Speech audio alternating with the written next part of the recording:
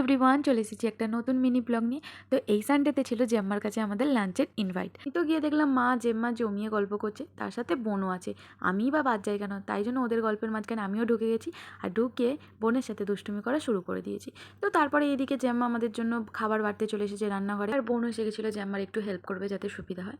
তো তারপরে দেখলাম পাপাকে এখানে জেম্মা সাজিয়ে গুছিয়ে পুরো জামাই আদর করার মতন খেতে দিয়ে দিয়েছে। তারপরে এদিকেও দেখলাম ভাইও চলে এসেছে প্র্যাকটিস থেকে, ভালোই হলো একসাথে সালে সবাই খেতে বসে পড়বো। তো জ্যাম্মা এখানে সবাইকে খেতে দিয়ে দিয়েছে গোল করে, বেশ অনেক দিন পর খেতে বসলাম।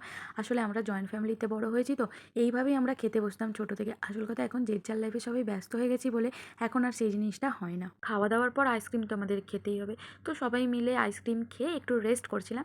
যেহেতু সানডে ছিল, বোনের ক্লাস ছিল, সেই জন্য ক্লাস করানোর পর ছোটো ছোটো বাচ্চাগুলোর সাথে একটু শুয়েই পড়েছিল, গল্প করছিল। তারপরে আমি নিয়ে গেলাম বোনের জন্য ফুচকা। আমরা দু বোনে ফুচকা খেতে থাকি। তোমরা যাও, গিয়ে চ্যানেলটা সাবস্ক্রাইব করে দিও। দেখা হচ্ছে নেক্সট ব্লগে, বাই।